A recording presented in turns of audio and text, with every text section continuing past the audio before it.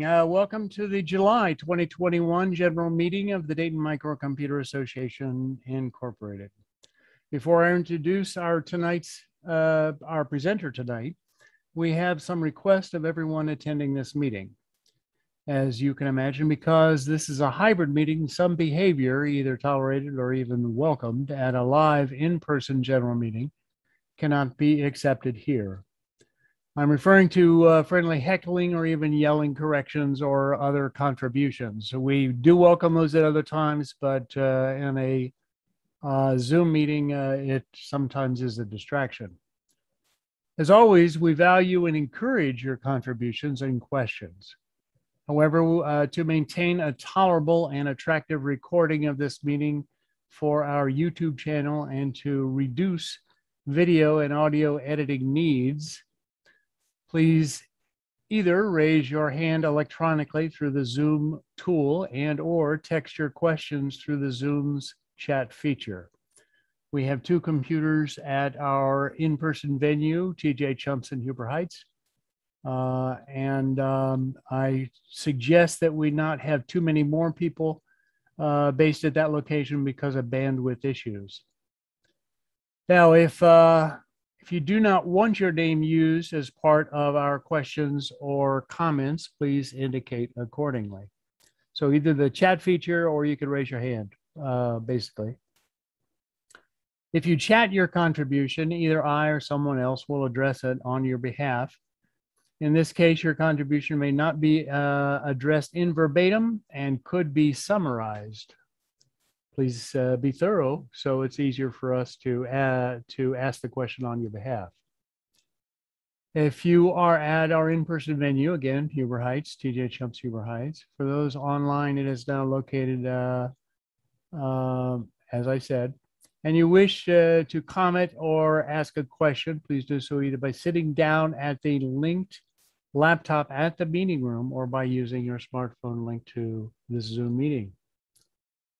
Please keep in mind that there is limited bandwidth at TJ Chumps, meaning that the more people who independently connect to the meeting through Wi-Fi, the more you could be impacting the online capabilities of others attending there.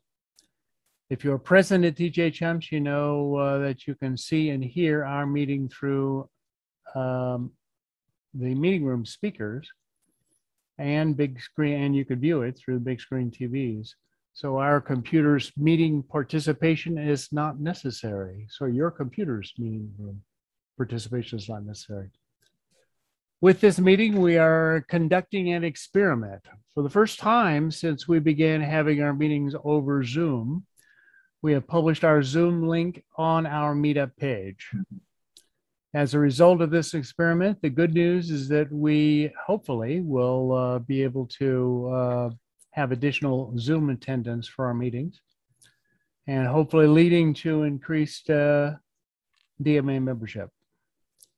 The possible bad news is that we may have one or more people try to interrupt or create havoc during the meeting. Sadly, we have all either heard about or worse, witnessed on online meeting disturbances. Malevolent hacking is not a right, and I, for one, have no patience for people who intentionally disrupt our meetings, and I am not alone in this feeling. To assist me in addressing intentional meeting disruptions, I have requested that numerous people be co-hosts.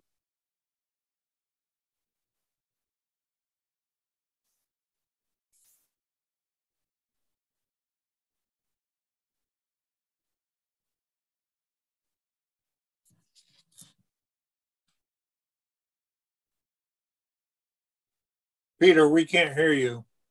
Something happened. Thank you. Thank you very much. There you go. Okay. To clarify, I'm addressing possible potential. Thank you for telling me that, by the way, Jere. To clarify, I'm addressing possible potential disruptors now. We will not immediately disinvite you if you accidentally leave your microphone unmuted during the meeting. In the past, we have heard through the meeting's attendees unmuted microphone something like, "Are you still on that thing?" In those cases, we will just mute your microphone. What I'm asking is that our co-host help me to cut off and remove intentional disruptors access for the remainder of this meeting. Additional disruptions will possibly result in future permanent disinvites. The Dayton Microcomputer Association is an all-volunteer led, organized, and run 45-year-old 501c3 nonprofit organization. We are dedicated to both educating the public about and assisting people with improved computer usage. Along the way, we have lots of fun. Our planned DMA 2021 summer picnic for members and their guests is just one of those examples. As always, if you like what the DMA is doing and you would like to help the DMA to better serve the computing community, please become a DMA member and or donate to the DMA either by mailing a check to our P.O. Box or by contacting the Dayton Foundation, and they'll know where to put the money. And or you can make purchases through smile.amazon.com or by using the local Dorothy Lane Markets loyalty program, both with the Dayton Microcomputer Association being the designated beneficiary. There are lots of ways to help the DMA to do what it does. Sometime soon, you'll see, hopefully, a needs list added to our website. There will be more DMA organization news after our meeting's presentation. Please feel free to remain either at TJ Chumps or linked via Zoom for those announcements. All DMA meetings are free and open to the public. If you cannot remain with us after the presentation, this meeting will be recorded and will be posted on our YouTube channel, in about a week. Tonight's presenter is Jere Minich.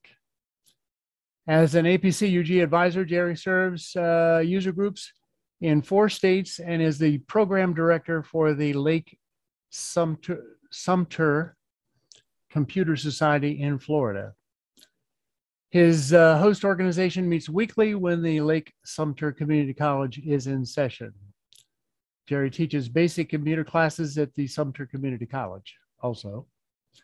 Jere is also a computer systems analyst and is retired from the U.S. Navy, where he served on submarines and instructed on the Polaris and Trident class. He frequently gives presentations at his meetings, as well as having given many online presentations to APCUG member groups via the APCUG Speakers Bureau. Jere is joining us today from somewhere in Michigan. And Jere, you're up. Thank you very much, Peter. Good evening. I'm in Lincoln, Michigan. Population, okay. Population 342. And I'm sitting in my home on a lake with 15 acres. And sisters Joyce and sister Linda. And sometimes I get sister stereo. Yeah. Yeah. But tonight we want to pursue and see if we can understand a little bit more about password managers. And thank you very much for the introduction, Peter. The Lake Sumter Community College has been upgraded to a state college. I don't know what that means, but they know what it means. And now I'm going to share screen. And oh, by the way, if you see what's going on, this is yes. And if you don't see what's going on, this is no. I'm going to share my first screen, and does everybody see it? It says password managers. Yep. No. Okay, fantastic. And let me get out of this mode and let me go to presentation mode, slideshow mode. And yes, password managers. I have one. I've had one for many years. I'll talk about it. But I want to cover some basics about password managers. And oh, by the way, before I get started, the next virtual technology conference from APCUG is on August 21st. If you've never attended a virtual technology conference before, you might want to look into it. You can do it from your home, from your office, from your basement, in your jammies, with your rum and coke or scotch and water. It doesn't matter. You can do it on a phone, an iPad, or your PC. And we've given quite a few of these virtual technology conferences in the past. And probably about the 10th of August, we'll have a email coming out to everybody saying this is what's going to be covered at the virtual technology conference. There are 2 channels and 6 different presentations, and you can join any of them. There is no cost to you. It's all supported by APCUG. We also have the Speakers Bureau over here, and that's where I reside, on the Speakers Bureau, and I give presentations to quite a few user groups around the world. Since I'm in the East Coast, giving a presentation to the West Coast can be a little challenging because it gets late, and Australia also, but no problem. I have in my presentation certain screenshots. They are from my Windows 10 laptop. And I highly recommend that you revisit this presentation at your own speed, because I'm going to go through it at my speed.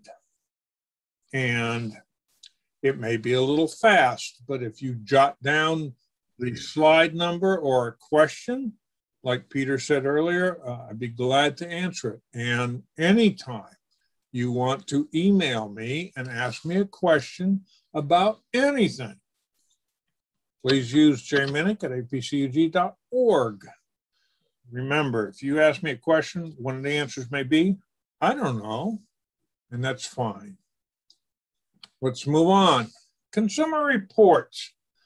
I like consumer reports. They're pretty much on the ball all the time. And they say, yeah, you know, it's cool to have a password manager. And at the top of your screen, you see a bit.ly, https bit.ly.co. That's a short version of using that will take you to this page in Consumer Reports. Okay? And they recommend and score different password managers. And I will cover the different kinds that we have in password managers. Consumer Report goes on to say it's really cool to have a password manager. And they can, in fact, keep you safe because they generate and store different passwords for you, and they make them long and complicated, or you can make them long and complicated. And that's for each one of the online accounts that you have. Now, Joyce and I share the same password manager. And that's because we're getting up there in age. We're over 62 and under 85. And if something happens to me, Joyce has access to all the passwords that I use on the internet and vice versa. And we like that. And it's very smart to have somebody take care of all your different passwords, etc., on the internet. Otherwise, it becomes very difficult for whoever's left to take care of that business. Yes, password managers can be a little confusing when you start. And how do you get started? And where will the passwords be stored? And how to share them with somebody else? And, you know, so there's a lot of issues around there, but it's not overwhelming. In my humble opinion, it's not overwhelming. What does the password manager do? Well, depending on what password manager you pick, they do a lot of different things, but mostly they generate and they keep track of the passwords that you have across a whole bunch of accounts on the internet. So the password manager I use allows me to do all the things that you see here: PINs, credit card numbers, answers to security questions, model and serial numbers. And while I'm mentioning model and serial number, folks, if you have an iPhone or an Android phone and you lose it, or it's taken from you by somebody who thinks they can use it more than you do, you need to do some things like make out a police report and call your carrier, the people that your cell phone is hooked to, like AT&T or Verizon or whatever. Well, when you start to do these kind of things, it would be nice if you had the model number and the serial number of your device. And if it's only on your device, you might be in trouble. So write it down somewhere else, put it on your computer, put it in your password manager, etc. And then you're covered. And you will get better results. And oh, by the way, if you make a claim against your anybody insurance for a lost item, you must have a police report. So password managers can give you all kinds of security. And here's the downside. You've got to remember one single password. It's the one that you use to get into your password manager.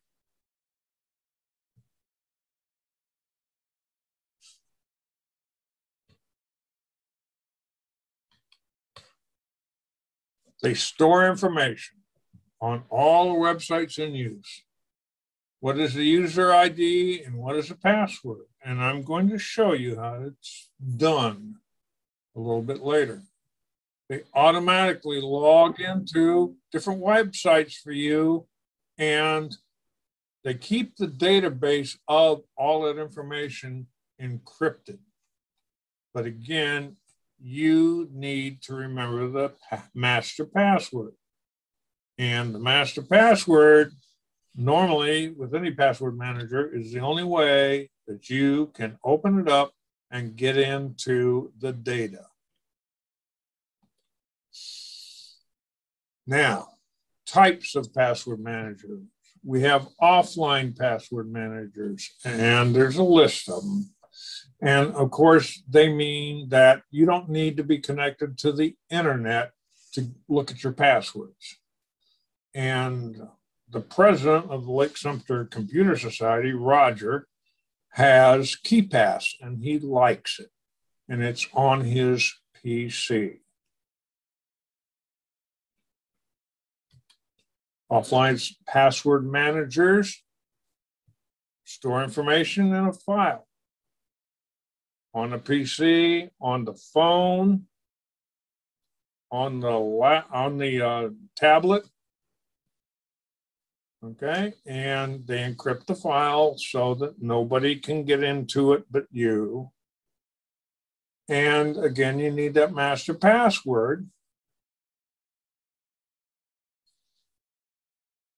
But you have to create that password to decrypt the file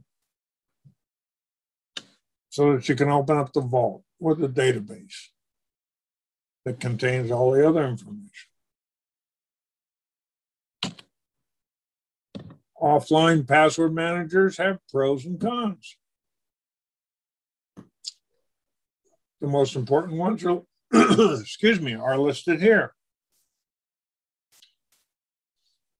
Roger and I have a running battle all the time, friendly battle about whose password manager is best. And when we see articles about password managers from Consumer Reports, PC Magazine, PC World, or any other periodical, and they run tests frequently on password managers.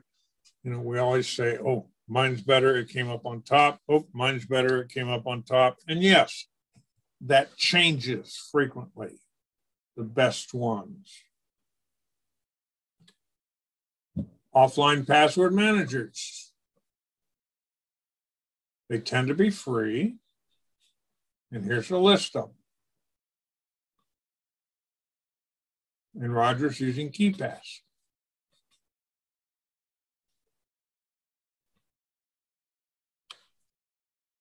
The other major type of password managers are online password managers, meaning you need an internet connection.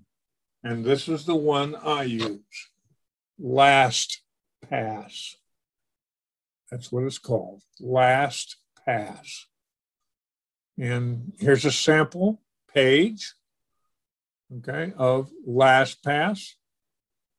And yes, I have it on my phone. I have it on my iPad. I have it on my PC, and I have it on my watch. And that's one of the things I like about LastPass. So if you have an online password manager, you're looking at the internet is required, and it's stored in the cloud. And usually multiple devices. There's some downsides to this, and that's that there's one point of contact. Let's say the password manager you choose, which is online, goes out of business. Now what happens? So, yeah, one point where failure can occur. Pros and cons.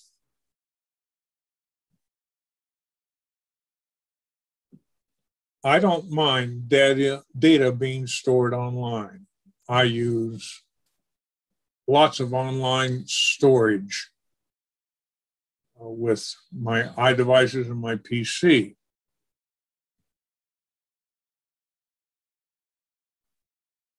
But I like syncing. All right, what is syncing here? If I'm on my phone and I put in a new password, user ID and password for a site using my phone, then the next time my iPad or my PC gets on the internet, that information is available to them. So that's syncing.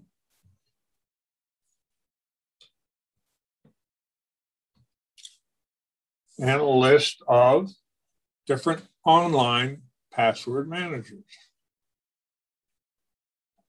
I use LastPass. I haven't used any of the others, but they have their ups and downs. And if you go into your search engine with your browser and put in the best free password manager, the best paid for password manager, you're going to get numerous answers to that and numerous lists. And some of them are very good about explaining the ups and downs, the pros and cons, and what's best. So you pick one. That's how you get started. How safe are password managers? Well, they're a little bit safer than writing it down in a book. And they're a little bit safer than, of course, trying to remember, okay? Also, most password managers nowadays use Advanced Encryption Standard 256. That means there's 256 bits that make up the information, the encryption. And some symmetric key log algorithm, you know, a little bit over my head, but it's in there. And the same key is used for encrypting it and decrypting it. And of course, if you have a password manager program, then the employees should not have access or knowledge. And the password manager should be transparent about that.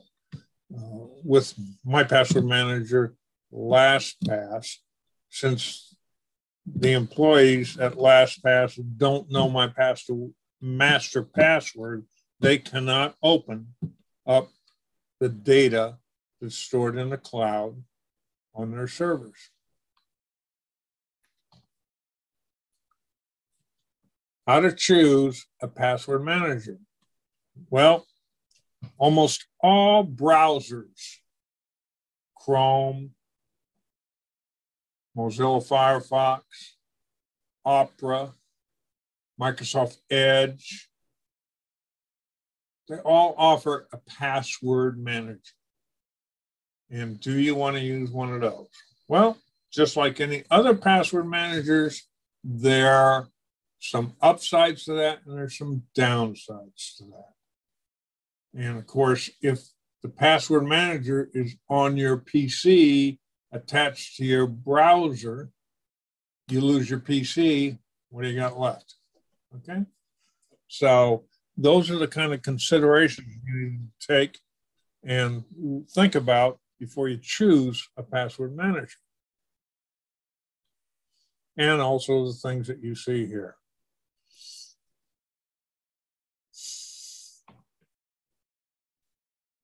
Third-party password manager apps. Okay. There are some devices, and some of them look like a USB storage device that you can use as password managers. And they have some pros and cons with them. Some are for sale at a very cheap price, and then you build your password manager on this device, and then you stick that device in your pocket or whatever, and when you walk from one computer to the next or whatever, you can stick that device in that computer or tablet or phone and open it up with your master password, and your passwords are available. And some password managers have an app that is not associated with your browser. And those are pros and cons that go with those.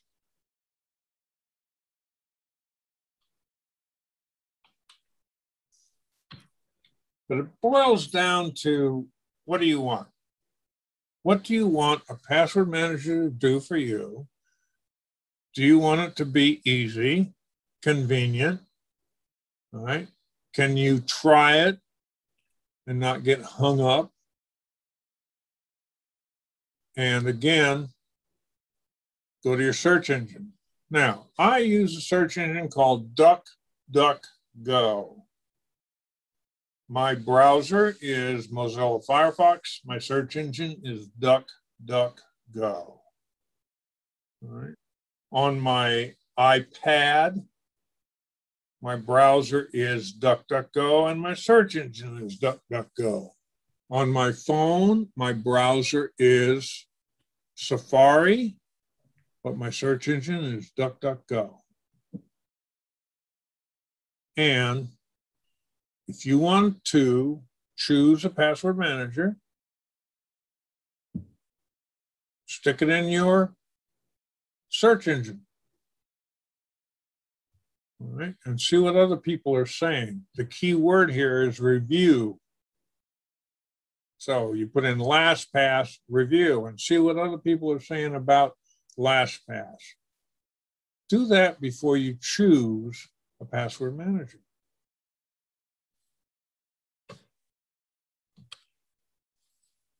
All sorts of features that you take into consideration.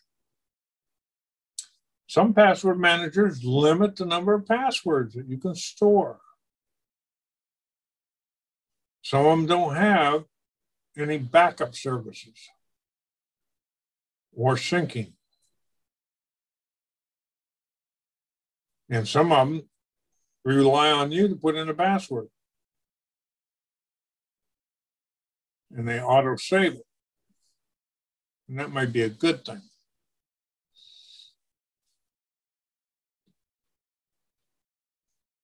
Consider these features. Some more. What if you have a password manager and you try it for a couple weeks and then you go, oh, I really don't like this one. I want another one. Has the information you already put into that, can you export it to another password manager? If a site requires you to make a change to a password, will your password manager pick it up? Will your password manager generate a password like you see down there? 26 characters. And of course, some people are going to the thing now that instead of using numbers and letters and symbols, they're using phrases. The house is red and the shutters are green. That's what I have there. And of course, you can stick in some symbols and some whatevers, okay, as a phrase password. After selecting a password manager, what do? Well, weak passwords will always get you in trouble. I tried to go to Apple the other day, and they kept on saying, you need to change your password. They wouldn't let me get past that. So I called them up and said, what's going on here? And the lady didn't know. And so I said, okay, I'm going to generate a new password.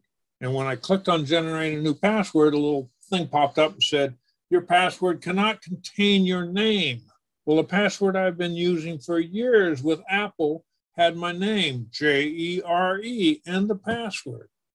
And all of a sudden, Apple didn't like that anymore. And so, yeah, we finally figured it out, me and the lady on the phone. Two-factor authentication. Okay, you know, it's getting to the point that if you really want to be secure, it's a pain in the, yep, it sure is. And nowadays, to get into sites, they want so many different things. And of course, that protects them also.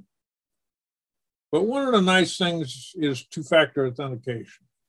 And basically, the way it breaks down for me anyway, is when I set it up, I tell that website, send the two-factor authentication to my cell phone. So if I want to log into my site for my bank or my credit union or my credit cards, you know, I'll put in my user ID. Excuse me, my password manager will put in my user ID. I will put in my password, or the password manager will do that for me.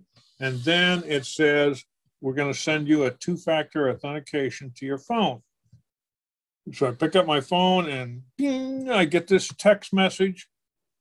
And the text message says, enter the following number. And it's 6, 7, or 8 digits.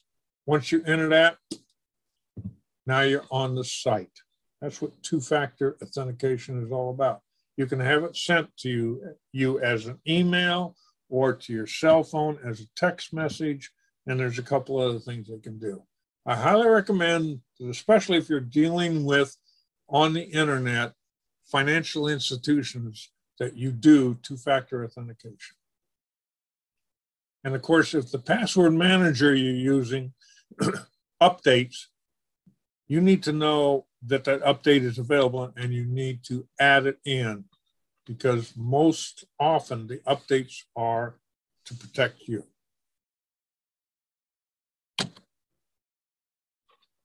And here's an explanation of what I just went through on two-factor authentication. Cell phone text message or an email.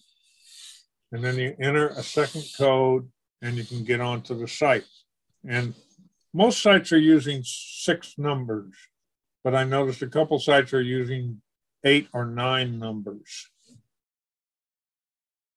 And they're using numbers so they can stay away from the uppercase, lowercase with letters, etc., I guess. All right. Encryption. I've had a lot of questions about what is encryption and what does it really mean? And I want to take just a second to explain that to you in the best way I know how and not make it too darn difficult. All right. We used to call it code. You know, we were trying to break the Japanese code and the German code during World War II, and now they call it encryption. And it's a mathematical thing. It's really quite complicated to me, it is anyway, and it makes whatever you're doing, if it's encrypted and somebody else is looking at it, they have no idea what's going on. And that way you can hide the information that you're dealing with, all right? When I connect to my bank or my credit unions, I'm encrypted. And I check on that frequently to make sure it's working. And I'm going to show you an example of how this works. You can have different forms of encryption. They're up to 256, but you know, some encryption is only 128 bits. A few years ago, it was down to less than that, but encryption is getting better all the time. And when you are communicating with a website and they want it to be encrypted, then there's some what we call handshaking, going back and forth, talking to each other. And you're the client and they're the server. And when you're working with any website, you should be aware of whether it's HTTP or HTTPS, S being secure.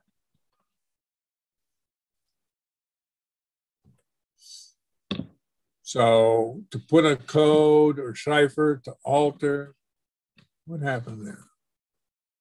Okay, I'm sorry, I pushed the wrong button. Let's take a look at what the handshaking process looks like. All right. You, the client, send a message to the server, let's say for your bank. I'd like to set up an encrypted session. Please, here's a list of cipher suites, SSL and TLS. I'm willing to use. And they answer back and say, oh, hey there, how you doing? Gee, yeah, we're ready and we're using this too. And here's my certificate of authenticity. It says that I am in fact an encrypted website. And then you go back and you say, hey, okay. And that's actually what happens. And of course it happens very quickly, but there is some handshaking, talking back and forth that happens between you and the server for your bank or your credit union or your credit card or whatever. Best password managers free. This is a list from PC Magazine.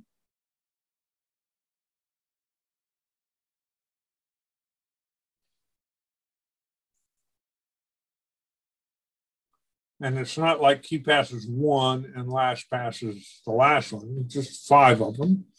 But if you go to PC Magazine, at that bit.ly on the bottom, you can see this list and they'll give you a long explanation of each one of them.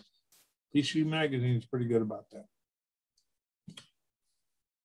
Again, go to DuckDuckGo and say, best password manager is free, best password manager is paid, best password manager for my cell phone, iPhone, or my Android phone. And it doesn't hurt to put in, Android, whatever, or iPhone Pro Max 12. And of course, these lists change frequently. But if you see a password manager showing up on each one of the lists that you look at, there's a reason for that. Now, again, I use LastPass. It's online, and it's an extension in my browser. And you can use it on Android, Apple, and there it's an app. It's extremely powerful. And you do have two-factor authentication options for getting into it. And again, LastPass can't see what my passwords are. They have no idea because they don't know my master password. And I've got my master password written down in a couple different places, but I don't write down the whole password. I write down a hint to the password. Because I don't know about you guys, but I suffer from CRS. And if anybody doesn't know what CRS is, I will say it's can't remember stuff. Okay, so yes, I take hints and I put them on my bottom of my screen, on my laptop. I got them on my cell phone. I got them on my tablet. And then when I say, oh, wait a minute, what's the password for that? I look at the hint because it's one I use frequently. And then I'll remember, aha. Because I don't give LastPass all my passwords. I give LastPass most of my passwords. Joyce and I have about 147 passwords stored on LastPass. But let's get into LastPass a little bit deeper, okay? This is the LastPass homepage. Now you have to understand that these people, almost everybody changes the homepage frequently. So this is what it looked like the other day, okay? And it's HTTPS, and it's an online password manager, and they have personal programs and business programs. And they have a super duper, what I consider a super duper, help program on the internet.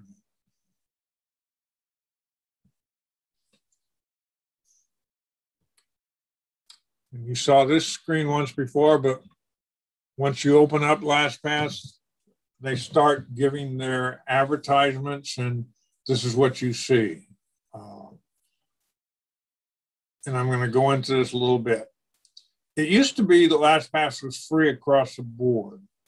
Sometime in the last 18 months, they said, well, now let's change that. It's free if you only use it on your PC. But if you want it on all of your devices, then it's $1 a month. And I signed up for it then. Then they said, nope, it's $3 a month. And I was grandfathered in. So I'm only paying $1 a month, but it's $3 a month. Now, let me give you an example. The first thing you got to do, because you downloaded LastPass and it's now in your browser as an extension, is you got to turn it on. So you click on the little icon, which I will show you in a second, up on your browser in the address bar. You click on that and this thing pops up. So now you got to put in your email address and your master password. And then you click on login, and now LastPass is open on the internet to you. So now I'm going to go to Amazon.com. And when I go to Amazon.com, pretty soon they say sign in. So I click on the sign in thing and this kind of thing pops up. Well, LastPass puts in my email address for me. Notice I blocked out my email address for LastPass on Amazon, okay? And then I click on the continue button and the next screen comes up and LastPass pops in my password for me. Now, you can say all of us are using the same password, ... That was a joke, okay? But over here, you'll see a thing in my little red circle, and that says to me, because LastPass is telling me this, that we only have one sign-in for Amazon.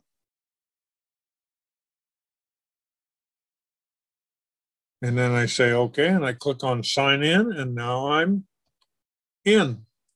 Now, up in my browser, across the top, there's where the LastPass icon is. It's red, meaning I'm signed in. If it was gray, it means I have to sign in. And if I click on that, I get this drop-down menu that you see in here. Open my vault, my favorites, recently used, yada, yada, yada, yada, all the way down to log out. And again, I blocked out my email there because it shows up. So there's lots of things that LastPass will do for me. And you can use it in a lot of different ways. I'm going to show you some more about this. This is just LastPass. Once I open up the vault, now I got all items, passwords, notes, addresses, payment cards, bank accounts, social security numbers, memberships. So every time I go to a website for the first time and it says, create a user ID and create a password, and you do that, then you're going to get a pop-up in the upper right-hand corner of your screen if you have LastPass on, and it'll say, do you want me to remember this? And you go, yeah. And then you can choose all of these different areas that it'll go into. All right. And, oh, by the way, LastPass has an emergency access. So if something would happen to Joyce and I at the same time, I've already designated my daughter, who is a computer weenie, graduated from Mississippi State with a degree in computer weenie stuff, as my digital legacy person. And so she can have emergency access to my LastPass account. And oh, by the way, LastPass also offers a family account, meaning that you pay one bill and people in your family, whoever you designate as your family, can have LastPass also.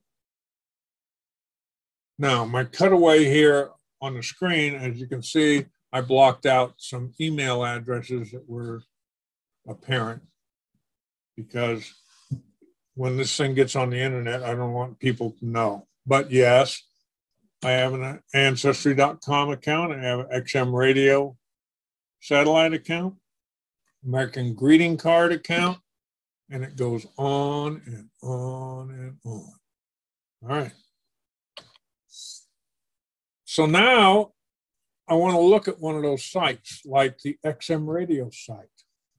And as you can see, I blocked out my username, but there's your username and there's your site password. And if you want to look at it, what it is, you click on that little button over there where the red circle is, and it'll show you what it is.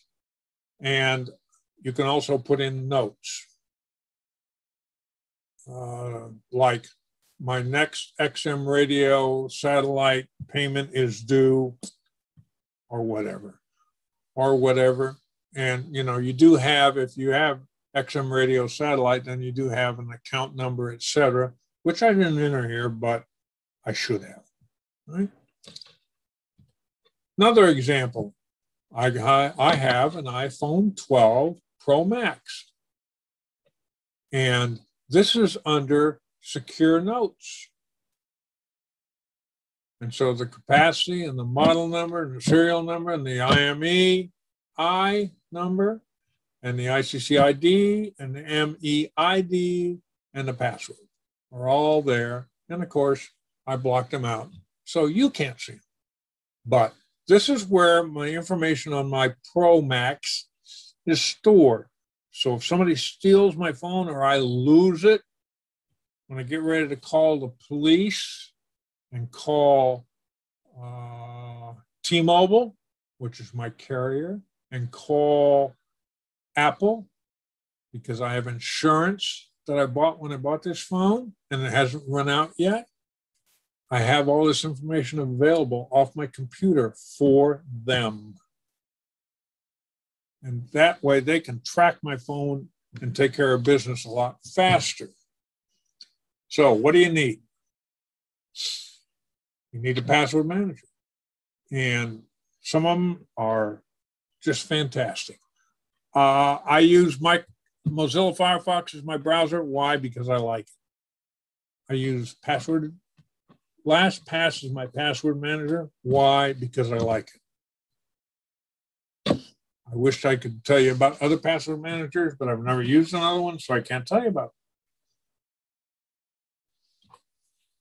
it. And oh, by the way, LastPass will generate passwords for you. And you can take the little button here in the center and you can slide it over and make it longer or shorter and what have you. I don't use this, but it's there available in LastPass.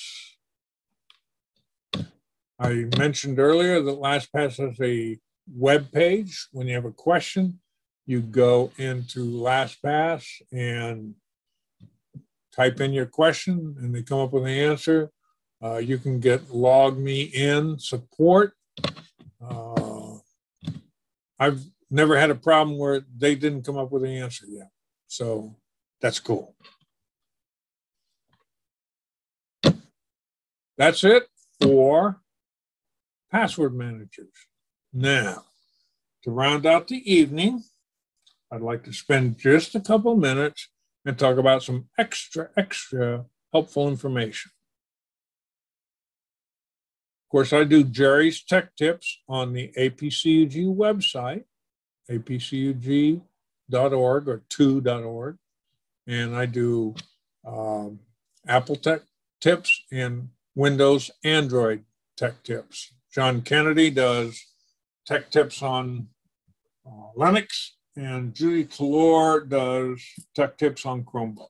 So if you're looking for a tip here or there, it's a good place to go. Go to apcug2.org or apcug.org and look up the Tech Tips. I do 8 to 10 Tech Tips about every 3 days, and they're added to the site. Modem router setup. Jerry, before we go any further, would like to address any questions anybody might have about password managers, if that's okay. Sure. Now, the modem router setup, does that have anything to do with password managers? I don't believe it does, does it? No.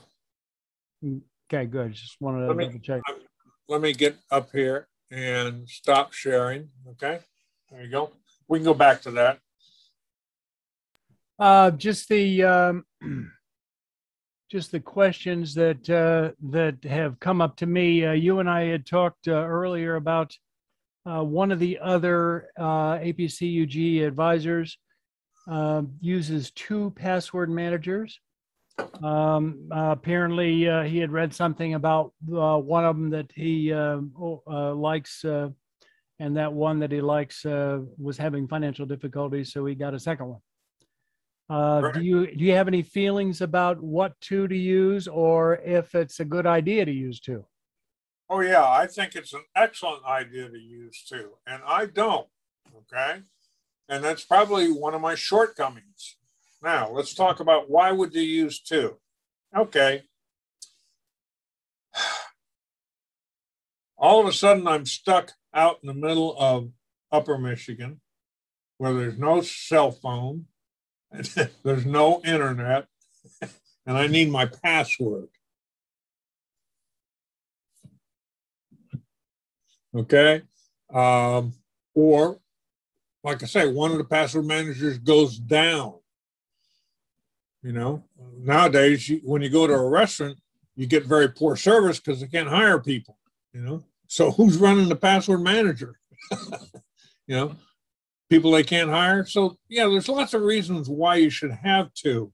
And my suggestion would be have one online, i.e. the internet's required, and have the second one offline, stored on a device.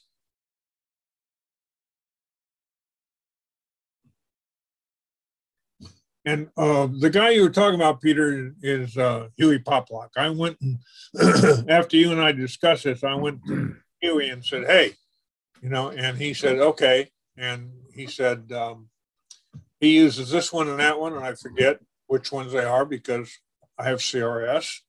And he said, I do it because I can. And I'm going, cool.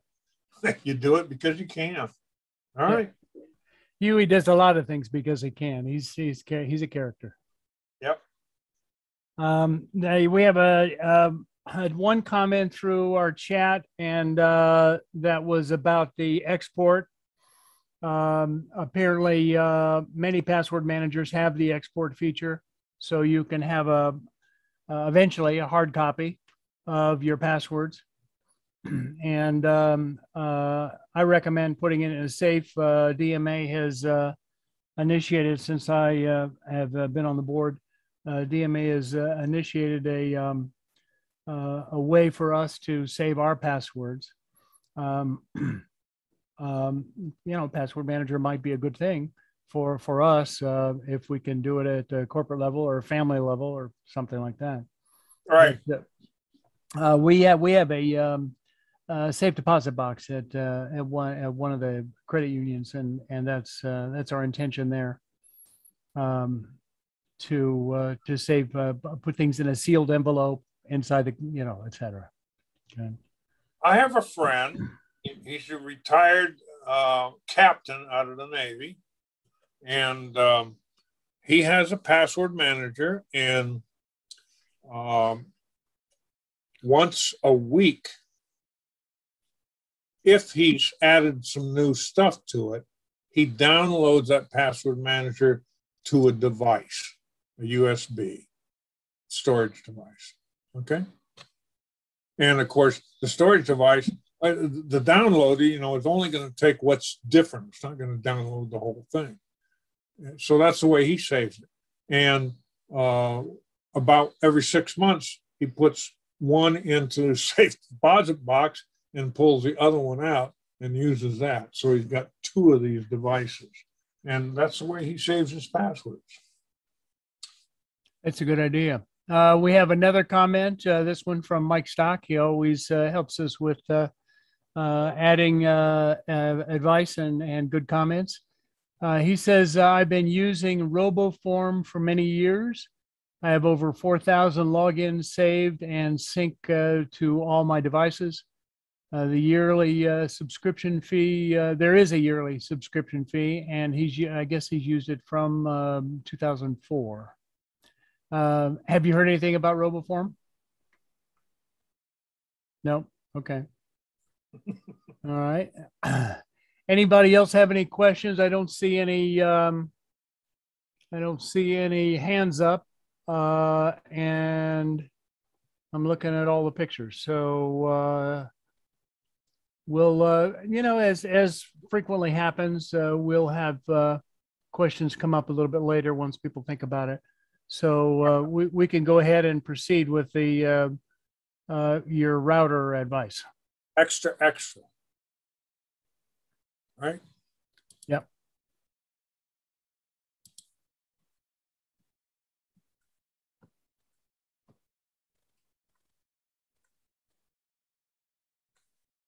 I always like to do the extra, extra simply because, you know, sometimes people are up to date on whatever I covered, and, you know, a little something else makes it worthwhile for them to spend an hour with me. All right. Modem router setup. A lot of people don't realize this, but you can manage this yourself. And what's nice about it is I got 3 kids, 3 grandkids, and 2 great grandkids. And yeah, even my 5-year-old great granddaughter walks into the house and says, "Grandpa, what's your what's your network? I want to connect to it." And of course, at my house, the network name is Jere Minich. How about that? And then my password is, I will not tell you. But you can do this either on the internet or by calling your internet service provider and set up your internet so that you control it. And when somebody walks into your house, you don't have to run over and grab the little black box and turn it upside down and turn the light on and make sure you can see exactly what the username and the password is. Yeehaw. This is one of my favorite subjects, and I'm giving a presentation 2 times next month, August, on how to save money on ink. And the biggest factor on saving money on ink is don't turn your printer off if it's an inkjet printer. Because every time you turn it off, the print head dumps into a spittoon, that's their words, not mine, and then goes down to a felt pad in the bottom of your printer. And then when you turn it back on, it charges the print head again. And when you turn it off, the print head goes back down to the foam or felt in the bottom of the printer. So you're wasting ink. And oh, by the way, Consumer Report has a list of the best printers are on the market now. So Joyce and I arrived up here in Michigan on the 15th of May. I turned my printer on. I haven't turned it off yet. And it goes to sleep. It's not sitting there running all the time. One other thing about inkjet printers, by leaving it on all the time, it's less likely for your ink to dry out and ruin the heads. Exactly. Because what's happening is you got a little light on the printer itself that's green and it says it's on. And then periodically they send a little electric charge through the print head to keep the ink fluid so it won't dry out. Why do they dump the ink out of the print head? Because when you turn it off, they don't know how long you're going to have it off and it could dry out. You can't use the printer anymore. All right. Reader's View. Reader's View is available on every digital device that I know of. And I've read reports saying the same thing. How you get to Reader's View and how you get it to appear varies greatly on every device. Okay, but Reader's View, notice I'm here at How to Geek, one of my favorite websites. And I see a Reader's View icon over there. Looks like a little book. And I can see the web page and I can see these advertisements over here on the right-hand side. So if I click on Reader's View, this is what I get. All that stuff is gone. Just the article is there. And I have this Reader's View controls up here. And notice that the icon at the top of the page is now blue or changes a different color. On iPads and iPhones, it's not a little book, it's a double A. Now, does every site that you go to have a Reader's View? No. But I'll tell you what, when it's there, I use it.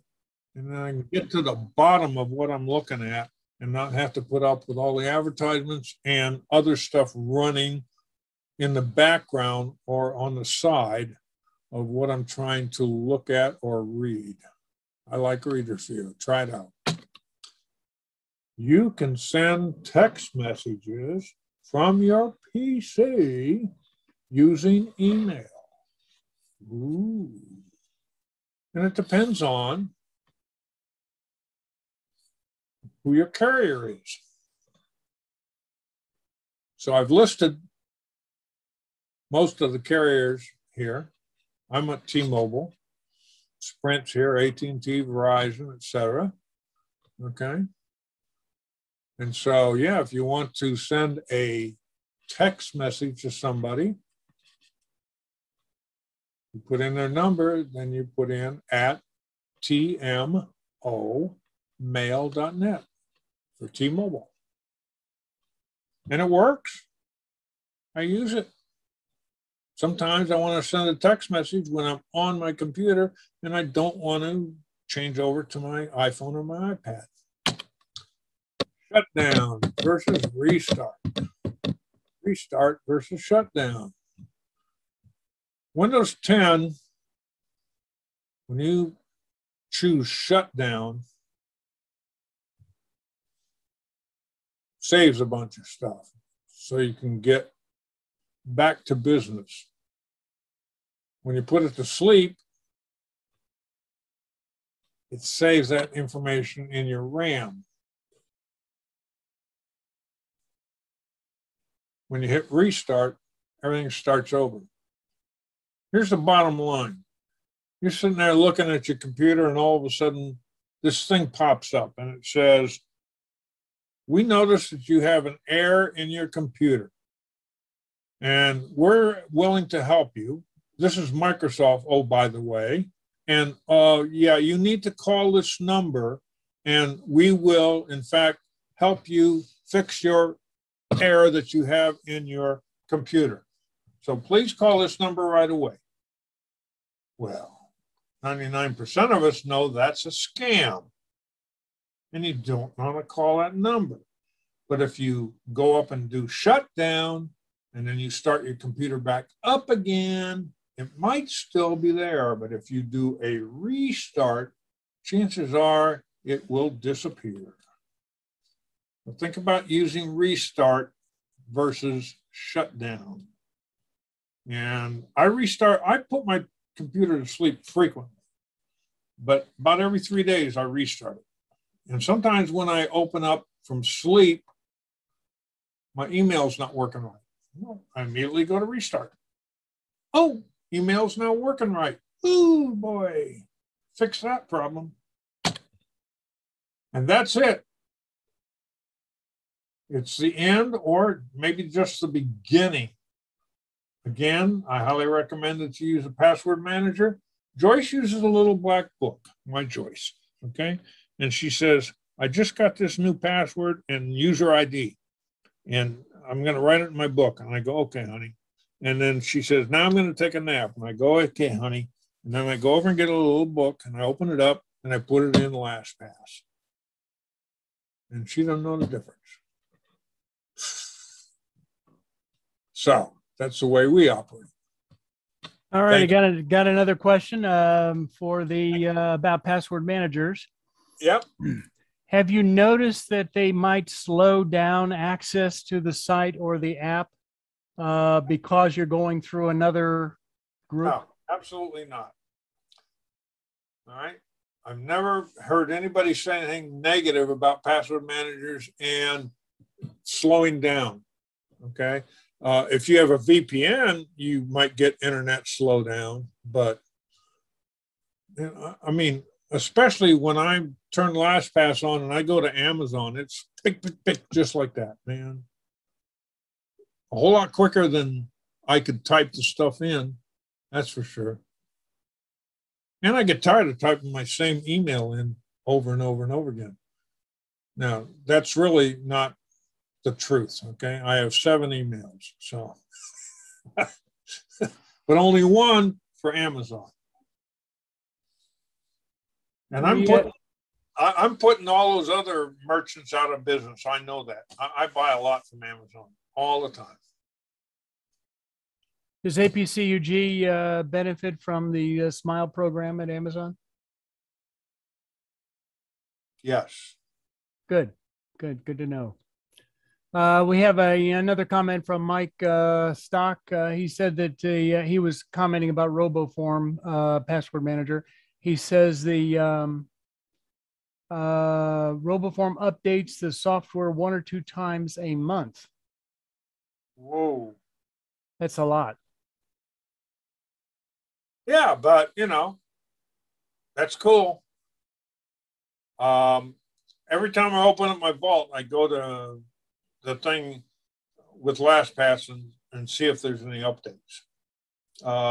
Now, let's be clear about some things here. I am not the guy who, when they've come out with something new, take my tent and my sleeping bag and go down and sit outside of Best Buy so that when they open up, I'll be the first person to buy it. I'm not that kind of guy, okay? And when software comes out, I don't jump on it right away, okay? I'm not that kind of guy. But when updates come out, the first thing I do, especially with Microsoft, is I go to the internet and say, what do people think about this update? And I'm not looking at what Microsoft thinks, I'm looking at what other people think, okay? And if I get a lot of bad reports, then I sit on it for a while.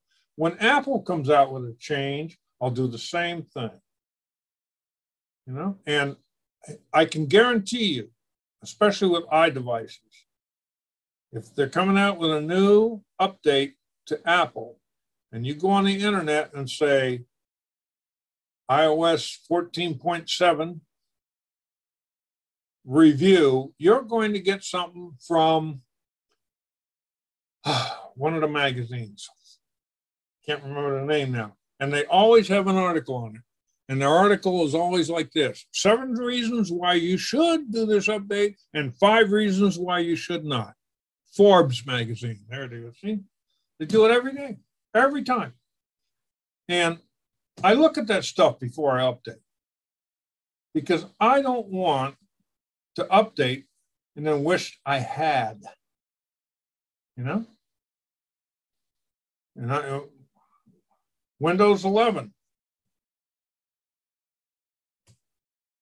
Okay.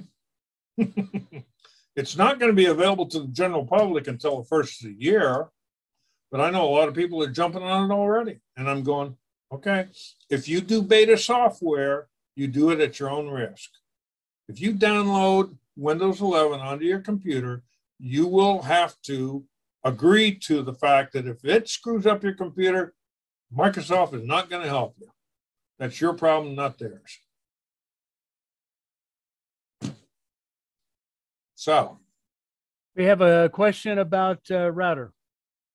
What do you think about using an SSID that is not published? In other words, one that an SSID that your neighbor can't see. Yeah, that's a good idea. And that depends on where you live. Now, right now, I'm in the edge of a lake, 87-acre lake. I got 15 acres around me, okay? My nearest neighbor is about 700 or 800 feet away, and I can see somebody if they're parking in my driveway. But if I was living in an apartment complex, I'd be totally different, all right? Make sense? Oh, it does to me. The only way at your present location, the only way anybody could see your Wi-Fi, or they might see the name of the SSID, yeah. But the only way they're going to really benefit from it is with a Pringles can or something like that. There you go. Wrapped just properly. If there's a van sitting out on the road in front of my house, which is 350 feet away, okay, and he's got an antenna and it's pointed towards the house, I might go out there and ask him what he's doing. I got that. But if I go to an airport and I want to charge my device, or I want to get on the internet and send a text message or an email, I'm very careful about what I do. Or the bus station, you know. But yeah, any place public. There you go. Okay, any other questions before we get on to organization news? Jerry and anybody else visiting, you're welcome to stay for our organization news. But we're looking for questions here. Password managers, any tips on what you've used or what you suggest that we not use?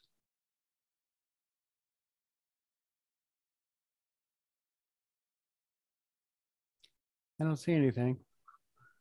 Okay, well, Jerry, thank you very much. It's been great. I'm quite informative. I think that's probably why we don't have many questions, because it was so informative. Well, I'm not too sure about that. Mike, I would like to hear from you more if you'll send me an email about Robo, okay? This is yes, Mike. This is no. Okay. Hey, when I teach a class at the college, that's exactly what I tell people. You know, I'm going to ask you a question. Is everybody with me? You don't have to answer. You can go like this, or you can go like this. And it works. You know, a lot of people don't like to speak up, especially in a class of some type. Thank you very much. I appreciate your time and your effort and allowing me to share some of my knowledge with you. If you don't mind, I'm going to bow out. Okay. Well, Jerry, thank you. Thank you very much.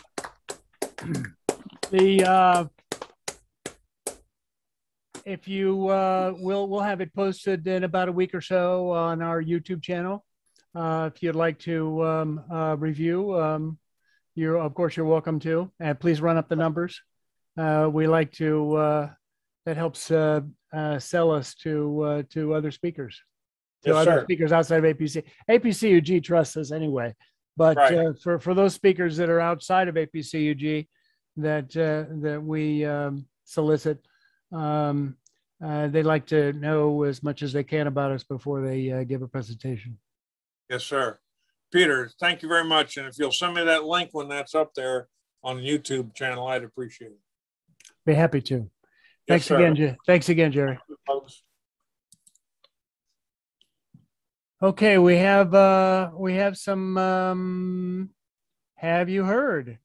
And this is going to be called something different when it gets into the newsletter. I know into our Databus newsletter. And so we'll probably coordinate the what we call it on both. Now, these have been compiled from various sources. Qualcomm versus the M1. According to Qualcomm's new CEO, Cristiano Amon, the company plans to produce laptop chips to compete directly with Apple's M1 without working with ARM. This new system on the chip, which is also called SoC, will include a 5G modem as well as a CPU. How can they be so confident? Earlier this year, Qualcomm bought the startup Nuvia for $1.4 billion. Nuvia was founded by former Apple employees who worked on Apple's transition leading to the launch of the M1. Now, Clippy will soon return for an encore performance. Clippy was that little nuisance that an earlier version of Windows had. And reportedly, it was Melinda Gates was one of the leads on that program. That's what we heard at the time. Now, Clippy, about 2 weeks ago, Microsoft posted a tweet saying, if this gets 20K likes, 20,000 likes, will replace the paperclip emoji in Microsoft 365 with Clippy.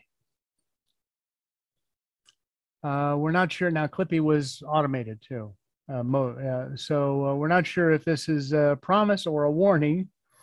Microsoft received 30,000 likes in just 2 hours. Could it be these responders were just too young to really have known the real Clippy, the original Clippy? Now, there was an Easter egg found on iOS. An Easter egg has been found hiding in the Google app on iOS. It's reasonably full-featured pinball app. And here's how to bring it up. Open the Google app on an iOS device. Tap on the tabs button on the bottom right of the screen. Tap repeatedly on the tabs button. Watch for colorful shapes creeping up from the bottom of the screen. Swipe up on those shapes. If you have trouble, try choosing any open tabs first. The game has multiple levels, scores, and 3 lives. Enjoy. Now, there's a flexible ARM chip.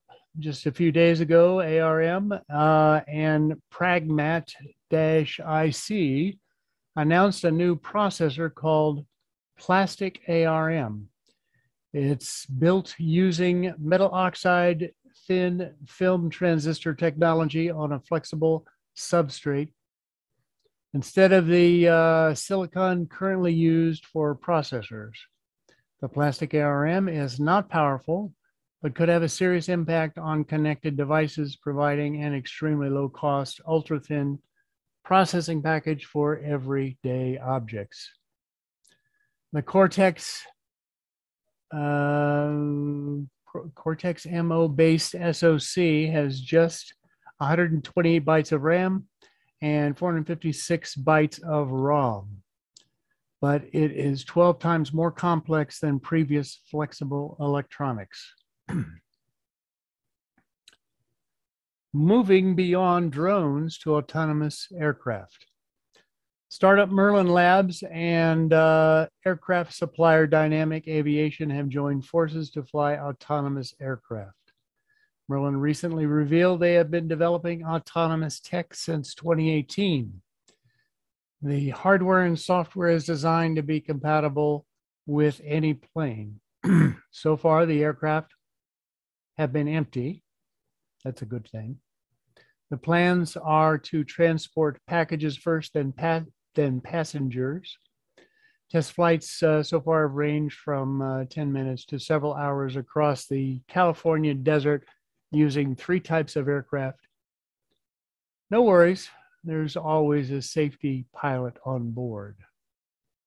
Hopefully, unlike the Tesla cars, that safety pilot is awake.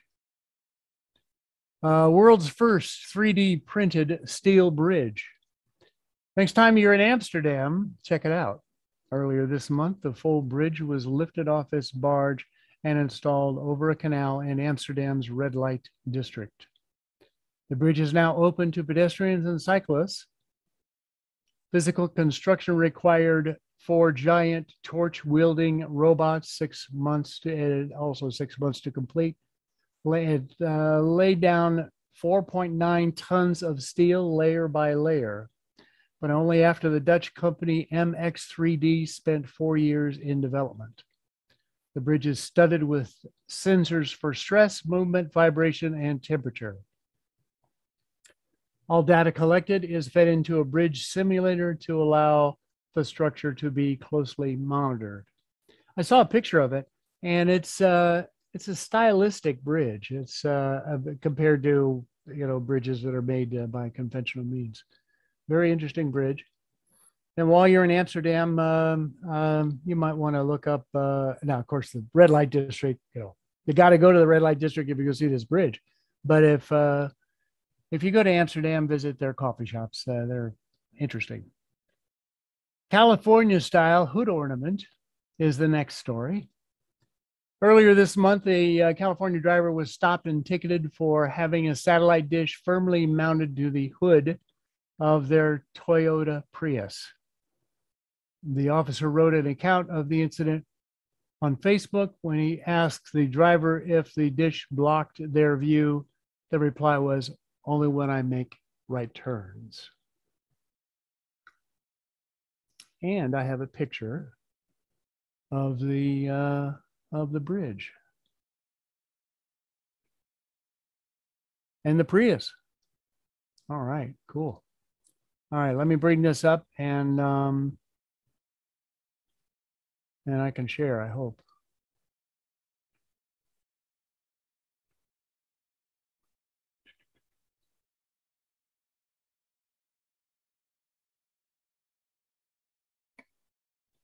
Excuse me for just a moment here. All right, can everybody see that bridge?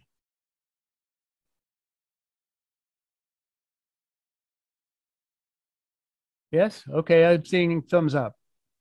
All right, let me scroll down and I'll show you the, and there's the Prius. Only when you have right turns, only have problems with right turns. I got stopped once by the police because I had one of those pine trees hanging from my rearview mirror. The police officer, obviously it was an excuse. He could have also broken out my taillight, but to stop me. But he said that it obstructed my view, and because of that, that's why he stopped me. Of course, it doesn't seem like they have any reason or any need anymore. All right, let's go to the calendar information now.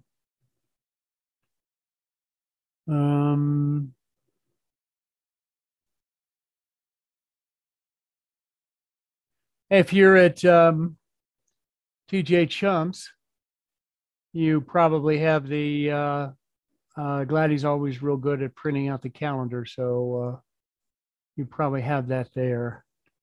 But for those online, I'll read you some information. Now, DMA trustee nominations. I believe I'm termed out. So I won't be running for trustee. So somebody's got to replace me. And I might be backing off a little bit from, likely I'll back off a little bit from some responsibilities as well. And the reason for that is that I've put a lot of things on the back burner since I've become a DMA trustee, and I need to catch up. So DMA trustee nominations. We're going to be hitting you up. Ed is real good about that, and kind of twisting your arm and backing you into corners and stuff. So don't be surprised if he visits. Don't run away from him. He's friendly. The 2021 DMA picnic. Yes, we are going to have a picnic this year. Saturday, August 28th.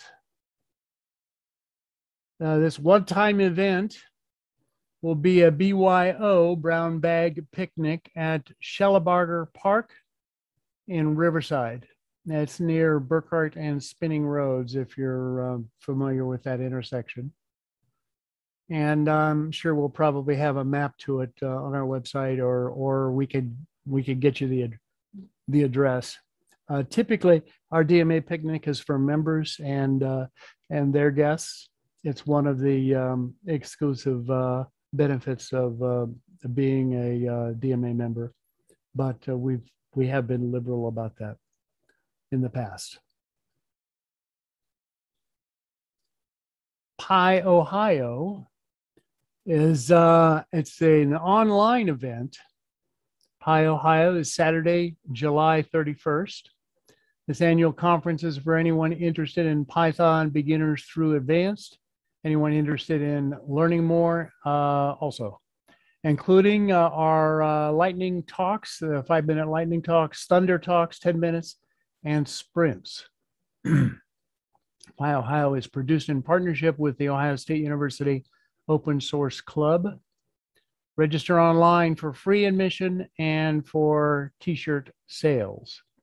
iohio.org/2021 is their address.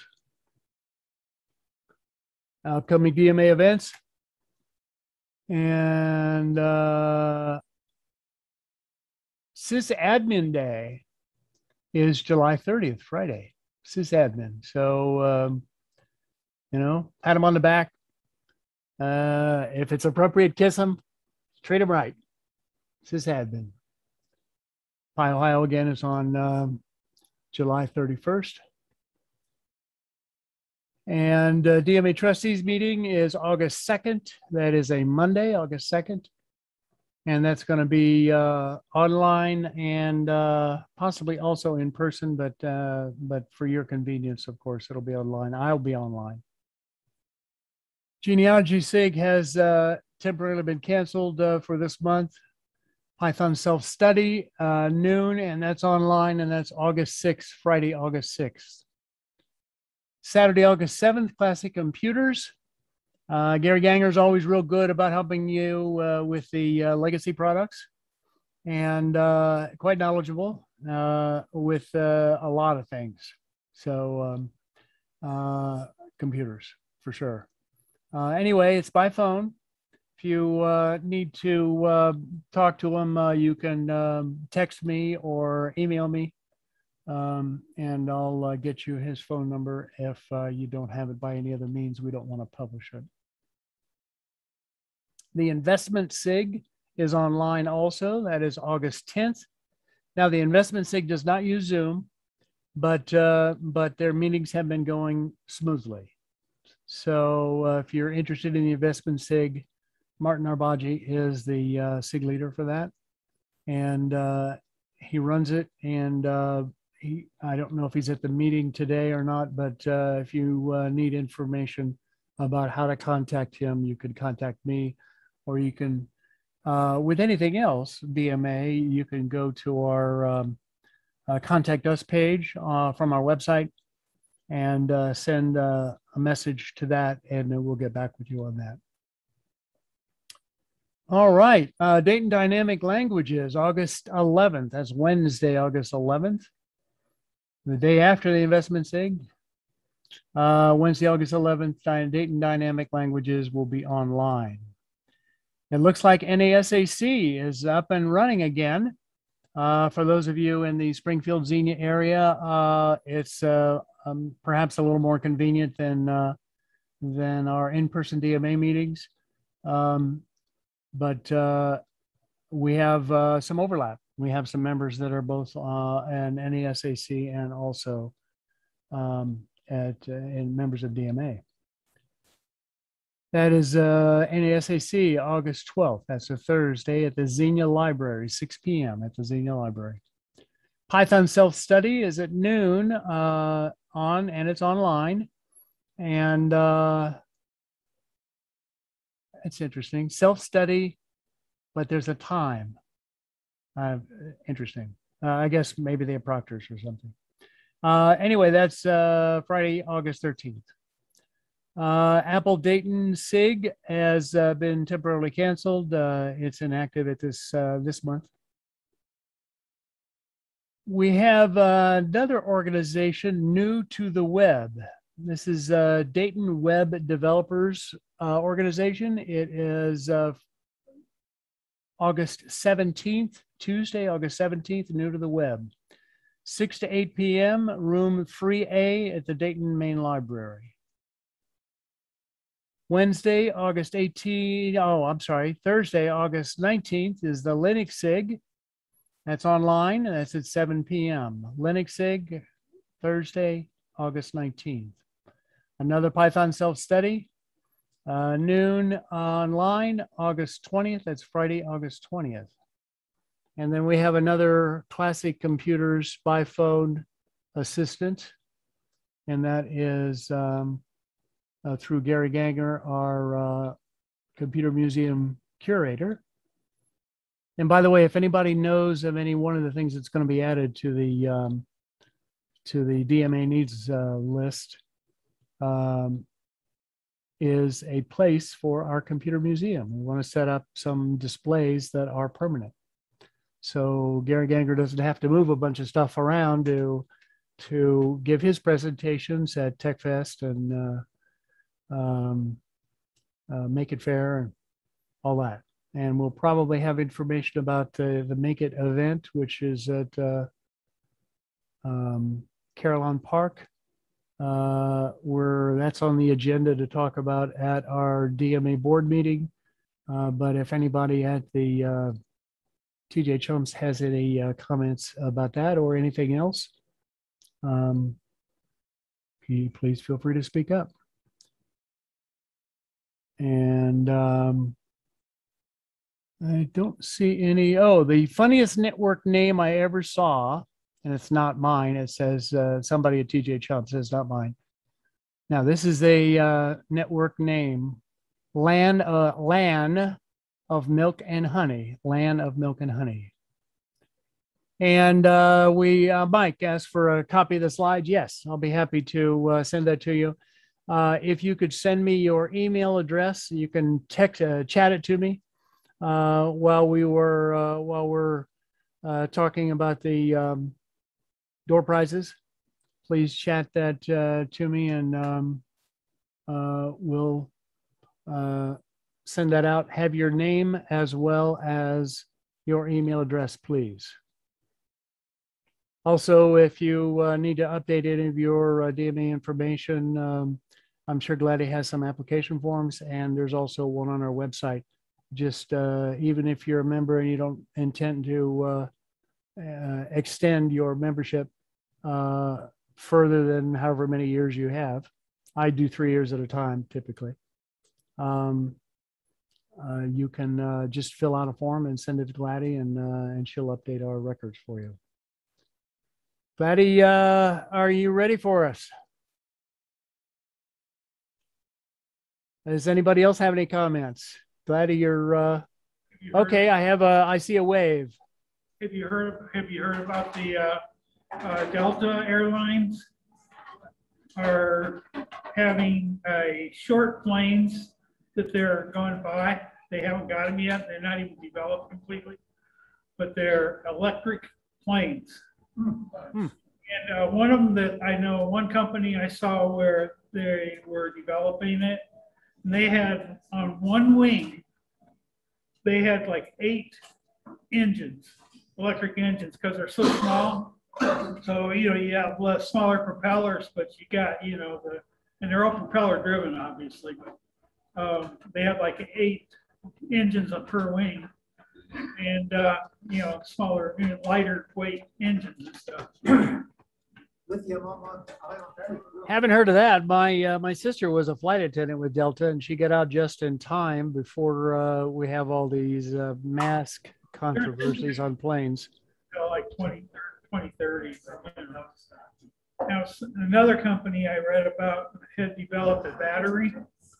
And you won't see it in cars because it's real heavy. They, instead of using lithium, they're using iron. I have no idea how it works or anything. Well, who was it? There's a Prius, was it, that had a fire in one of their batteries? Chevy Bolt. Well, no, that's it. Bolt. That's the Bolt. I'm sorry, I didn't mean to misspeak about the Prius or anything else. The Bolt, B-O-L-T. And why did they call it the Bolt? Why not V-O-L-T? Or maybe that didn't sell and they had to change the name. It's Bolt, not Bolt, but Bolt. Bolt, B-O-L-T is the problem they're having. Looks like we're having somebody show us some things, some gifts rather. Did you have any, Ed, did you have any other news, or was there anybody else in the meeting room that has some news they'd like to talk about before we do the door prizes? So this is door prize 1. Door prize 1, okay. It's a 6-port. Go, you want to talk about it? It's hard for me to read. It's a 5-port gigabit switch, desktop switch. Cool. We got a 6-foot high-speed HDMI cable. That's from the Lundy collection. That's from the Dave Lundy collection. Cool. Does it say what year? Nope. 2020. Oh. We got a Fire TV stick. Ooh. And the fourth item is a scan disk, 128 gig USB drive. Cool. Hey, you got that? I got it. How's everybody else on that? Anybody else need to have it repeated? I don't see anything. Okay. All right. Winner is. Jeez, I need magnifying glass. Number is 440. Last 3440. Yep. Bingo. You got it? No, he's got it. Bingo. Bingo has it. Chester. All right. Take out a ticket. I'll take the thumb drive, please. Put a note in the chat, Peter. Okay. Thank you, Mike. Gary Ganger. Gary, which one do you want? Let's take the SD card. The which? SD card. Oh, that one went first. Oh, We got We got a 5-port switch, a Fire Stick, and a HDMI cable, 6 feet. okay. Let's go for the switch. okay. Well, I guess you can't pull the next ticket, can you? Will you pull a ticket?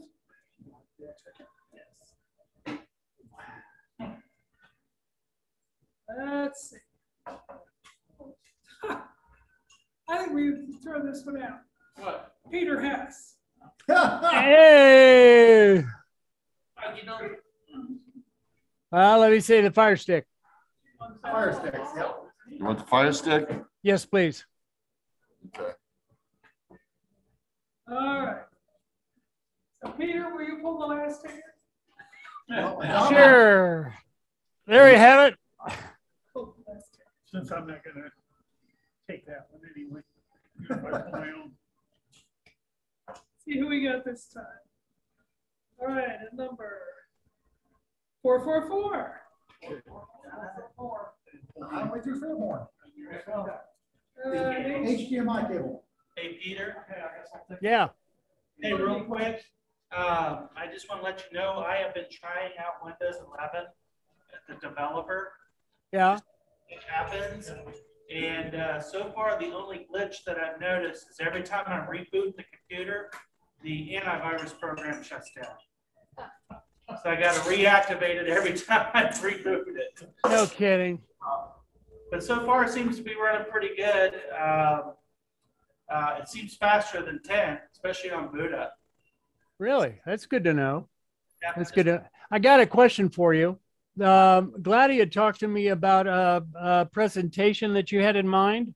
Yeah, yeah. What can you, would you be interested in doing it at our August meeting?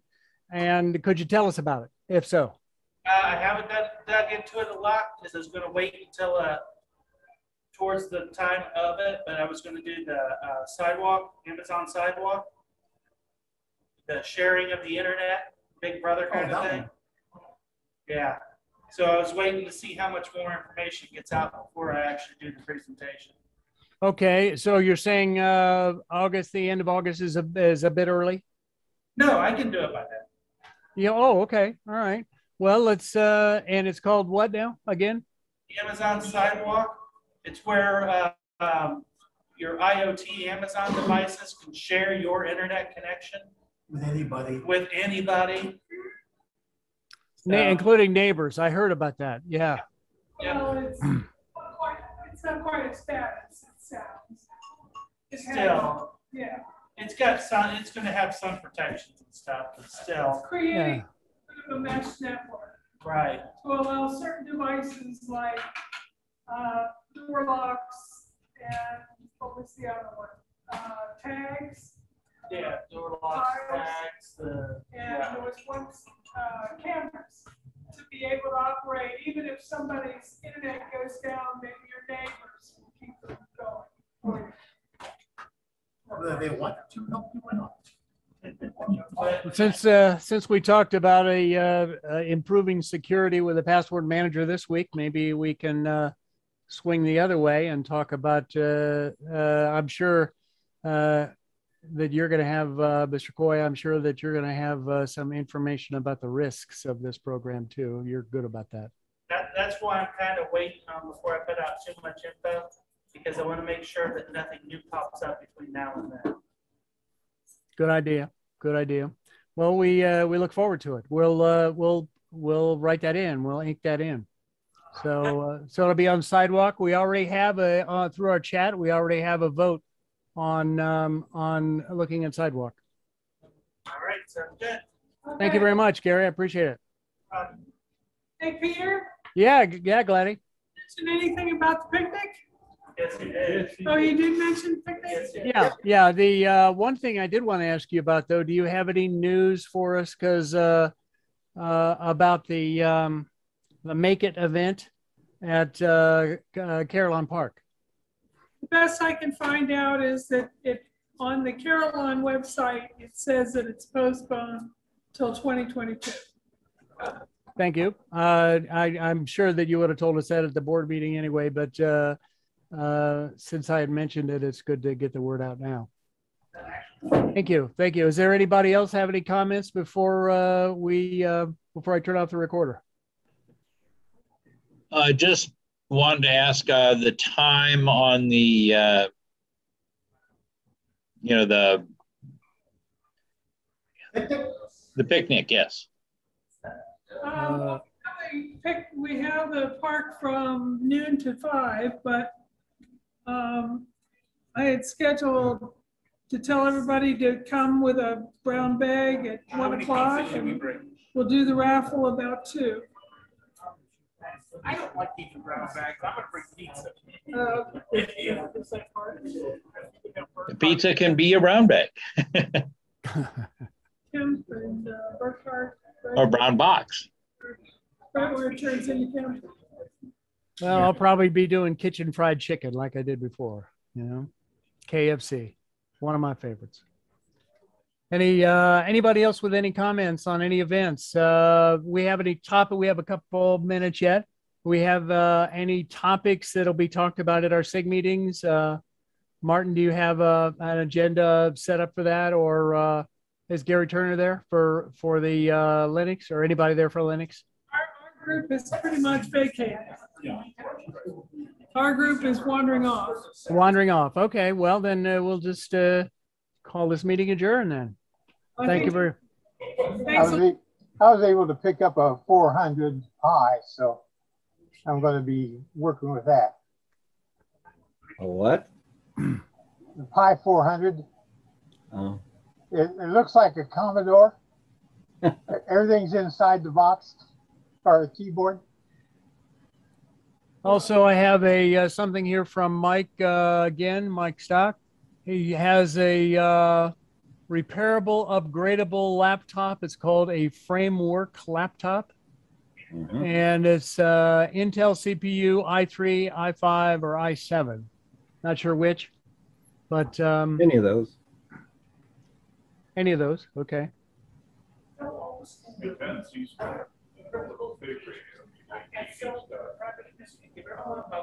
Just look for Framework on the web, you'll find it. Okay. You got their own website. Good to know. Good to know.